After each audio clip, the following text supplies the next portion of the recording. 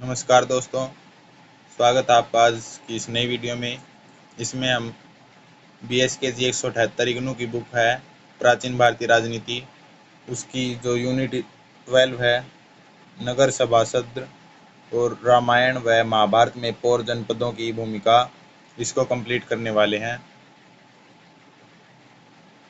इसमें हम नगर सभा, पौर, जनपद, रामायणकालीन जो नगर सभाएं थी वो किस प्रकार थी, पौर और जनपद कैसे थे, महाभारत कालीन जो नगर सभा थी वो कैसी थी, उसका स्वरूप कैसा था, उसमें जो पौर और जनपद थे वो किस प्रकार से व्यवस्थित थे, इसको पढ़ने वाले हैं। सबसे पहले उद्देश्य देख लीजिए। प्राचीन भारत में पौर का क्या स्वरूप था, प्राचीन भारत में जनपद का जो क्या स्वरूप था, और रामायण एवं महाभारत काल में इन दोनों संस्थाओं का क्या स्वरूप था। पौर और जनपदों की कार्य प्रणालियाँ क्या थी, इसका आधुनिक स्वरूप क्या है। तो प्रस्तावना से शुरू करते हैं।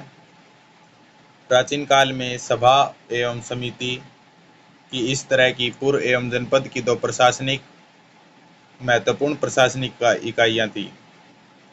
वेदों से ही पुर और जनपद का संदर्भ प्राप्त होने लगता है। पुर जहाँ दुर्ग में अर्थ में प्रयुक्त हुआ है, वहीं जनजातीय जन के रूप में जानी जाती थी, जो तत्कालीन समाज की सबसे बड़ी इकाई थी। जनपद शब्दावली जन और पद दो शब्दों से बनी है, जिसमें जो है जन का अर्थ है समाज में रहने वाले लोग तथा पद का अर्थ होता है स्थान। इस प्रकार जनपद एक ऐसा बाहरी स्थान है जहाँ समाज के हर वर्ग के लोग रहते थे।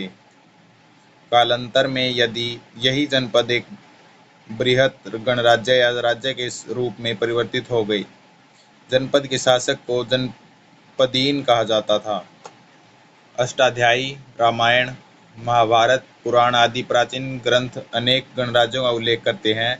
इससे स्पष्ट होता है कि प्राचीन भारत स्पष्ट सीमाओं के साथ कई जनपदों में बटा हुआ था।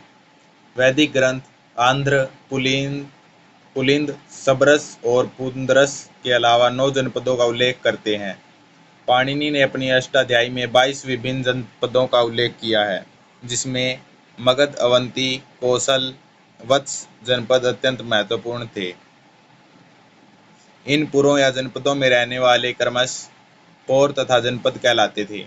रामायण एवं महाभारत भारतीय सभ्यता एवं संस्कृति के प्रतिनिधि ग्रंथ हैं। इन दोनों काव्यों ने संपूर्ण भारत को एक सूत्र में ग्रंथित करने, समग्र दृष्टि के प्रति सौहार्द की प्रेरणा देने तथा जनमानस में समाहित पारलौकिक एवं उदात्त लोक व्यवहार को समुचित बनाने में सहायक है। पुनरपि रामायण एवं महाभारत में वर्णित उक्त पौर एवं जनपद के स्वरूप को समझा जाना यहाँ आवश्यक है। नगर सभा। ग्राम सभा की तरह ही नगर सभा भी प्राचीन राज्य तंत्र का एक महत्वपूर्ण अंग था। इस नगर सभा के 2 अंग थे, पुर और जनपद। पौर एवं जनपद शब्द क्रमशः पुर और जनपद शब्दों से बना है। प्राचीन काल में प्रशासन की दृष्टि से राज्य को पुर यानी राजधानी और जनपद को इन 2 भागों में विभक्त किया गया था। यह दोनों सत्तात्मक राज्य के 2 मुख्य अंग माने जाते थे। पाणिनि की अष्टाध्यायी, कौटिल्य अर्थशास्त्र आदि भी प्रसंगवश जनपद का उल्लेख करते हैं। पाणिनि सूत्र जनपदे लुप की टीका करते हुए काशिकार ने जनपद का लक्षण इस प्रकार किया है। ग्रामों का समूह अथवा ग्राम समुदाय जनपद है। इसे इस उदाहरण से समझा जा सकता है कि जहाँ पंचालों का निवास हो वह पांचाल जनपद है। इस प्रकार कुरु, मत्स्य, अंग, बंग, मगध और पुंड्र आदि जनपद अपने अपने जनों के निवास के कारण ही इन नामों से कहे जाते हैं। जनपदे लुप। ग्राम समुदायो जनपदः पंचालानाम निवासो जनपद पंचाला पूर्व मत्स्या अंगा बंगा मगधा पुंड्रा। कौटिल्य अर्थशास्त्र के अनुसार जनपद का निर्माण प्राय 800 गांव 800 जो ग्राम है उनसे मिलकर होता था। एक गांव में विद्यमान कुलों की संख्या 100 से लेकर 500 तक होती थी। प्रत्येक जनपद में किसी केंद्रीय स्थान पर एक पुर या दुर्ग होता था जिसे स्थानीय कहते थे। यही जनपद की राजधानी होती थी तथा इसे ही नगर भी कहा जाता था। और नगर जनपद के राजनीतिक जीवन का प्रधान केंद्र था, अतः शासन में उसका महत्वपूर्ण स्थान था। कालगति में जनपदों का आकार क्रमशः बड़ा होता गया। इसके साथ ही जनपद क्षेत्र में अन्य नगरों का भी विकास होने लगा। नगर शब्द का प्रयोग राजधानी के लिए ही होता था, पर बाद में एक ही जनपद में अनेक नगरों की सत्ता के कारण मुख्य नगर या राजधानी के लिए पुर शब्द का प्रयोग होने लगा।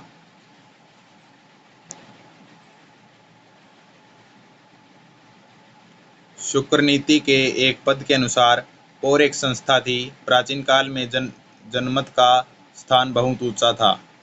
राजा के लिए जनमत का उल्लंघन करना असंभव था, इसलिए पौर एक स्थानीय संस्था थी जिसका स्थान राजा एवं मंत्रिमंडल के स्थान से कनिष्ठ था।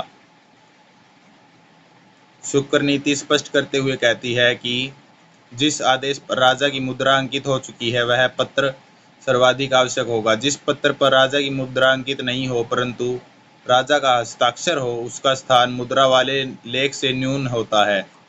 मंत्री आदि के लेख का पद इससे न्यून मानना चाहिए और पौर का लेख उससे भी कनिष्ठ मानना चाहिए। इस प्रकार शुक्र नीति के इस वर्णन से पौर के वास्तविक स्वरूप का निश्चय हो जाता है। अगला पॉइंट है जनपद। वैदिक साहित्य में जनपद के लिए राष्ट्र शब्द का प्रयुक्त किया गया है। प्राचीन जनपदों का स्वरूप आधुनिक राज्यों में था। भारतीय इतिहास के प्राचीन काल में राजनीतिक दृष्टि से संगठित मानव के लिए जनपद शब्द का ही प्रयोग होता था। बौद्ध साहित्य में अन्य लघु जनपदों के साथ साथ 16 महाजनपदों का उल्लेख आया है। पाणिनि के अष्टाध्यायी, कौटिल्य अर्थशास्त्र आदि अन्य प्राचीन ग्रंथों में भी जनपद शब्द का प्रयोग प्राप्त होता है। ग्रीस और इटली के प्राचीन इतिहास में जिन्हें नगर राज्य कहा जाता था उन्हीं को प्राचीन भारत में कदाचित जनपद कहते थे।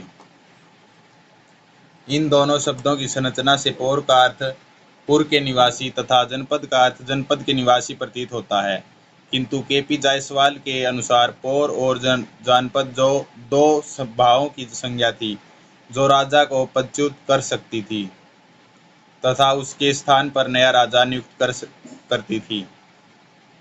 जो पौर और पुर के निवासी थे, जनपद का अर्थ है जनपद के निवासी।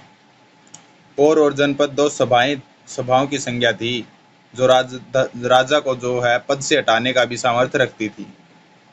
जो उनके अनुसार यह प्राचीन भारत की पार्लियामेंट थी जो राज्य शासन के संबंध में प्राय वही स्थिति रखती थी जो कि सांसद प्रणाली वाले राज्यों में आजकल पार्लियामेंट को प्राप्त है। पौर और जनपद की वास्तविकता के संबंध में राजनीति विचारकों के मध्य सहमति नहीं है। कुछ विचारकों का मानना है कि पौर और जनपद प्राय क्रमशः पूर्ववासियों और राष्ट्रवासियों के पर्यायवाची हैं, परंतु कतिपय अन्य विचारकों की दृष्टि में ये दोनों दो संस्थाएं थी। डॉक्टर जायसवाल ने खारवेल लेख, नालंद की खुदाई में प्राप्त और मुद्राओं, बौद्ध साहित्य एवं ऐसे ही अन्य साधनों के आधार पर यह सिद्ध करने का प्रयास किया है कि पौर और जनपद क्रमशः राजधानी और राष्ट्र की दो संस्थाएं थी। उन्होंने यह भी सिद्ध करने का प्रयत्न किया है कि रामायण में पौर शब्द का प्रयोग है जो पौर को एक संस्था सिद्ध करता है। वस्तुतः नैगम के समान जनपद भी यहाँ केवल पुर और जनपद के निवासियों की ही संज्ञा नहीं है, अपितु ये शब्द एक सुनिश्चित संस्था का निर्देश करते हैं। प्राचीन समय में जो है भारत बहुत से जनपदों में विभक्त था, जिनमें से कुछ में राजतंत्र शासनों की सत्ता थी और कुछ में गण शासनों की। विश्व या जन स्थायी रूप से एक निश्चित प्रदेश पर बस गए जहाँ से जनपद के शासन कार्य का संचालन किया जा सके। साथ ही संकट के समय जहाँ सर्वसाधारण विश्व भी आश्रय पा सके। इस प्रयोजन से नगर का निर्माण एक दुर्ग के रूप में किया जाने लगा। जनपद की राजधानी यह नगर ही होता था। रामायण और महाभारत काल में भी पौर एवं जनपद बड़े महत्व की संस्थाएं मानी जाती थी। इन ग्रंथों में शायद ही किसी ही महत्वपूर्ण घटना का वर्णन हो जहाँ पर यदि राजा को राज्य संबंधी किसी विषय पर निर्णय करने की आवश्यकता पड़ी हो तो पौर जनपद के सदस्यों को बुलाया न गया हो। राज्य के शासन संबंधी विषयों पर इनकी सम्मति ली जाती थी। भावी राजा की नियुक्ति में इनका विशेष हाथ था। रामायणकालीन जो नगर सभाएं थी उसका वर्णन देखिए। रामायण के अध्ययन से संकेत मिलता है कि प्रशासन दो भागों पौर और जनपद। पौर एवं जनपदों का संबंध किसी न किसी रूप में पूर्व एवं जनपद से है। रामायण में ऐसे कई प्रसंग हैं जिनमें दोनों का प्रचुर वर्णन एवं विवरण प्राप्त होता है। प्रारंभिक वर्णनों से यह स्पष्ट होता है कि पूर्व और जनपदों में रहने वाले पौर एवं जनपद थे। दशरथ की जिस परिषद में राम को राजा के पद पर वर्ण करने का निश्चय हुआ था उसमें पौर और जनपद सभाओं के सदस्य भी उपस्थित थे। यथा अयोध्याकांड में राम के राज्याभिषेक के अवसर पर पौर एवं जनपदों से राज दरबार भरे पड़े थे। राजा दशरथ को इस बात की सूचना देने के लिए आचार्य ब्राह्मण नैगम यानी निगम के सदस्य पौर एवं जनपद के अध्यक्ष राम के राज्याभिषेक की समस्त सामग्री के साथ राजद्वार पर राजा की प्रतीक्षा कर रहे हैं। वशिष्ठ ने सुमंत्र को राजा के पास भेजा था। यहाँ श्रेष्ठा शब्द का भी निहितार्थ है। पौर जनपद श्रेष्ठा से ऐसा प्रतीत होता है कि पौर जनपद संस्थाओं के प्रधान अथवा इन संस्थाओं के प्रतिष्ठित सभासद होते होंगे।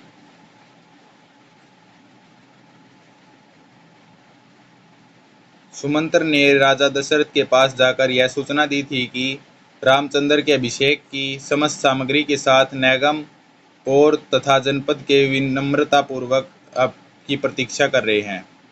जो सुमंत्र थे उन्होंने राजा दशरथ के पास जाकर सूचना दी थी कि उनको रामचंद्र के अभिषेक की समस्त सामग्री के साथ नैगम पौर तथा जनपद उनकी प्रतीक्षा कर रहे हैं। उसके बाद जब राम को वनगमन संबंधी आज्ञा मिल जाती है और राम यह समाचार सीता को सुनाने जाते हैं तो सीता राम को उदास देखकर कहती है, क्या समस्त प्रजा श्रेणी के मुखिया और पौर तथा जनपद तुम्हारे सहायक नहीं है? रामायण के बालकांड में पौर के कार्यों का भी उल्लेख मिलता है। पितुराज्ञा पुरस्कृत्य पौर कार्याणि सर्वस्व। इस आदि ग्रंथ में तो यहाँ तक उल्लेख मिलता है कि राम पौर कार्यों के संपादन में विशेष रुचि रखते थे। उनके द्वारा सफलतापूर्वक पौर कार्यों के संचालन के कारण नैगम के सदस्य उन पर विशेष प्रेम करने लगे थे। इस वर्णन से भी यह ज्ञात होता है कि पौर एक संस्था थी जिसके अधीन कुछ निर्धारित शासन विषयों का प्रबंध किया जाता था। किंतु रामायण में कतिपय ऐसे भी पद हैं जिनमें पौर जनपद शब्द कर्तृ रूप में प्रयुक्त है। इससे ऐसा प्रतीत होता है कि यदा कदा संस्था के साथ साथ निवासियों के लिए ये शब्द प्रयोग में लाए जाते थे। दूसरे शब्दों में रामायण में कुछ ऐसे स्थल भी हैं जहाँ पर राज्य के समस्त प्रजाबोधक शब्दों के प्रयोग के साथ भिन्न शब्दों का प्रयोग मिलता है। साथ ही यह शब्द संस्था का बोध कराने के लिए भी प्रयुक्त माना जा सकता है। आशय यह है कि समस्त प्रजा एवं उनकी विभिन्न संस्थाओं के प्रतिनिधि ऐसे अवसर पर उपस्थित होते थे। रामायण के अनुसार जब कौशल जनपद के राजा दशरथ ने भारत के पुराने राजाओं की परंपरा का अनुसरण कर राम को अपना उत्तराधिकारी नियुक्त करना चाहा तो उन्होंने एक परिषद बुलाई जिसमें पौर जनपद जन भी सम्मिलित हुए। राजा को वरण करने वाली इस परिषद में ब्राह्मण बलमुखिया और पौर जनपद उपस्थित थे। परिषद में दशरथ के प्रस्ताव का उत्साहपूर्वक स्वागत किया गया और पौर जनपदों सहित परिषद के सदस्यों ने दशरथ का प्रस्ताव का समर्थन किया। अगला पॉइंट है महाभारत कालीन नगर सभा। महाभारत के कतिपय उद्धरणों से पौर और जनपद नामक संस्था होने के सिद्धांत की पुष्टि होती है। यहाँ भी रामायण की तरह ही पौर कार्यों की ओर संकेत प्राप्त होता है। पौर जनपद। महाभारत भारतीय सांस्कृतिक परंपरा का विश्वकोश है। अन्य समकालिक विषयों के साथ साथ राजनीति एवं राजनीतिक संस्थाओं के विषय में भी यहाँ पर्याप्त जानकारी मिलती है। सभा परिषद आदि के साथ साथ पूर्व जनपद आदि का भी प्रमाणों के साथ विवरण उपलब्ध होता है। विषम ने शासन की दृष्टि से राज्य को पूर्व एवं जनपद दो भागों में विभक्त किया है। पूर्व से तात्पर्य उस नगर या दुर्ग से था जो राज्य की राजधानी होती थी। राज्य क्षेत्र को पृथक कर देने के बाद जो अपशिष्ट क्षेत्र रहता था वह जनपद कहलाता था। जो भीष्म द्वारा जो शासन की दृष्टि से राज्य को पूर्व एवं जनपद दो भागों में विभक्त किया गया था, पूर्व से तात्पर्य था कि उस नगर वह नगर जो दुर्ग राज्य की राजधानी होती थी, और राज्य क्षेत्र को पृथक कर देने के बाद जो क्षेत्र बचता था वह जनपद कहलाता था। जनपद प्राय कई बस्तियों से मिलकर बनता था। इसके आदि पर्व से यह ज्ञात होता है कि पांडव पौर कार्यों में विशेष रूप से भाग लेते थे। इस विशिष्ट उदाहरण के अतिरिक्त कतिपय अन्य उदाहरणों से यह स्पष्ट होता है कि युवराज को शासन विषयक कार्यों को सीखने के लिए पौर के कार्यों में भाग लेना पड़ता था। महाभारत में हमें पौर वृद्धों का उल्लेख प्राप्त होता है। राज्य का परित्याग करने के अनंतर वनगमन के समय पांडु रानी कुंती और माद्री से निवेदन करता है कि वह उनके वनगमन संबंधी सूचना राजपुरोहित विदुर ब्राह्मण और पौर वृद्धों को दे दे। उद्योग पर्व में इस बात का भी स्पष्ट उल्लेख है कि पौर वृद्ध कुरसभा में बैठा करते थे, साथ ही संबंध विषयों पर अपनी सम्मति सभा में देकर राज्य के शासन कार्य में भाग लेते थे। महाभारत के ही शांति पर्व के उदाहरणों से पौर जनपद के स्वरूप और कार्यों पर विस्तृत प्रकाश पड़ता है। पौर जनपदों के लिए राजा को निर्देश है कि आपत्ति आने पर राजा कोष में जिस धन का संग्रह करता है उस धन को वे संश्रित अधिवेशन में एकत्र और उपाश्रित जो विश्राम कर रहे हों अथवा स्वल्प धन वाले या अल्प धन वाले सब प्रकार के पौर जनपदों में कृपा पूर्वक वितरित करें। इसके साथ ही भीष्म पर्व में पूर्व की रक्षा हेतु भी योजनाएं प्राप्त होती है। उसके बाद पूर्व में दुर्ग होना आवश्यक है। ध्यात्व की पूर्व का तात्पर्य एक पूर्ण संस्था से है, न कि दुर्ग से। दुर्ग ही पूर्व है ऐसा वे नहीं मानते। दुर्ग पूर्व का अंश होता है। केंद्रीय अधिकारियों के द्वारा ही पूर्व के शासन का संचालन होता था।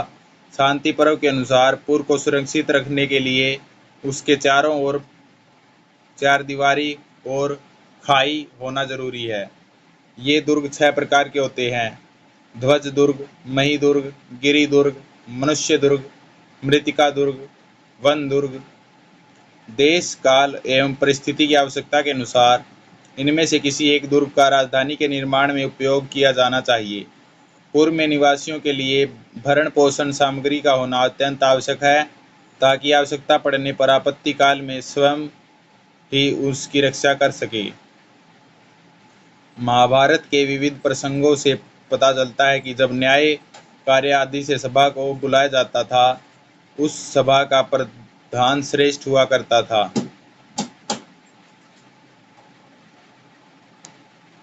इससे यह अनुमान कर पाना आसान है कि पौर श्रेष्ठ तथा जनपद श्रेष्ठ अपनी अपनी संस्थाओं के प्रधान होते होंगे। इस वर्णन से स्पष्टतः पौर और जनपद का संस्था होना सिद्ध होता है। अस्तु महाभारत में उस समय या उससे पूर्व के प्राय सारे महाजनपदों के नाम प्राप्त होते हैं। ये हैं गांधार, मद्र, सिंध, कंबोज, कलिंग, सिंहल, दरद, अभिषय, मागध, पिशाच, कौशल, त्रिगर्त, सोवीर, प्राच्य, प्रतीच्य, बाहलिक, उदीच्य, अंश, पल्लव, सौराष्ट्र, अवंती, निषाद, सूरसेन, शिबी, वस्ती, पौरव, तुषार, चुचुपदेश, अश्वक, पांड्य, पुलिंद, पारद, शूद्रक, प्रागज्योतिषपुर, मेकल, कुरुविंद, त्रिपुरा, सहल, अम्बष्ट, कैतव, यवन, पांचाल, चेदी, काशी, करुष, मत्स्य, सृंजय, दक्षार्ण, सोमक, कुंती, आनर्त, दाशेरक, प्राभद्रक, अनूप, किरात, पटचर, पिशाच, पुंड्र, वत्स, शबर, कुंडीविश, मारुत, धेनुक, तंगण, परतंगण, तितिर, चोल, अग्निवेश्य, हुंड, दान भारी, उद्भस, पौंड्र। इस प्रकार इन जनपदों के नामोल्लेख से तत्कालीन जनपदीय व्यवस्था को समझ पाना सरल हो जाता है। साथ ही इन वर्णनों से पौर और जनपद के महत्व का बोध होता है। सारांश: इस प्रकार रामायण एवं महाभारत के उपरोक्त वर्णनों से स्पष्टतया यह ज्ञात होता है कि पौर राजधानी की तथा जनपद राष्ट्र की स्थानीय संस्था थी। ये दोनों संस्थाएं अपने अपने क्षेत्र के शासन कार्यों के लिए सर्वथा स्वतंत्र थी। इन दोनों काव्यों के उन स्थलों का जहाँ पौर जनपद शब्दों का प्रयोग किया गया है, गंभीरतापूर्वक अध्ययन करने के उपरांत यही विदित होता है कि पौर और जनपद दो संस्थाएं थी। इस सिद्धांत की सिद्धि प्रायः इस तथ्य से होती है कि इन शब्दों का प्रयोग संस्थाबोधक शब्दों के संदर्भ एवं प्रसंगों में अधिकतर हुआ है। जिन शब्दों के साथ इन शब्दों का प्रयोग हुआ है वह संस्थाबोधक होने के कारण इन दोनों शब्दों को संस्था की श्रेणी से अलग कर देना उचित न होगा।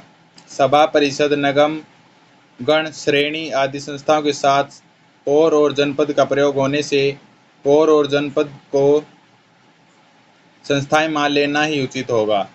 कुटुंब, ग्राम, नैगम, श्रेणी, गण, संघ और पौर जनपद रामायण और महाभारत कालीन मुख्य स्थानीय संस्थाएं थीं, जिनके द्वारा स्थानीय विषयों का शासन प्रजा के प्रतिनिधियों द्वारा होता था।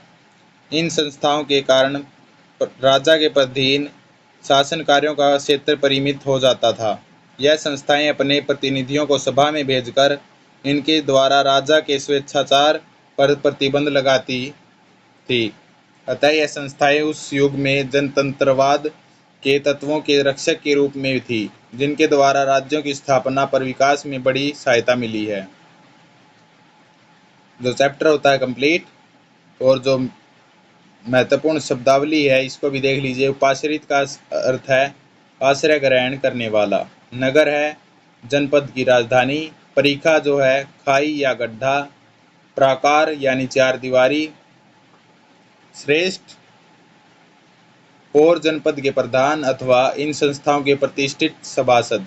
संश्रित अधिवेशन में एकत्र। स्थानीय प्रत्येक जनपद में किसी केंद्रीय स्थान पर एक पुर या दुर्ग। स्वेच्छाचार यानी अपनी इच्छा से आचरण करने वाला।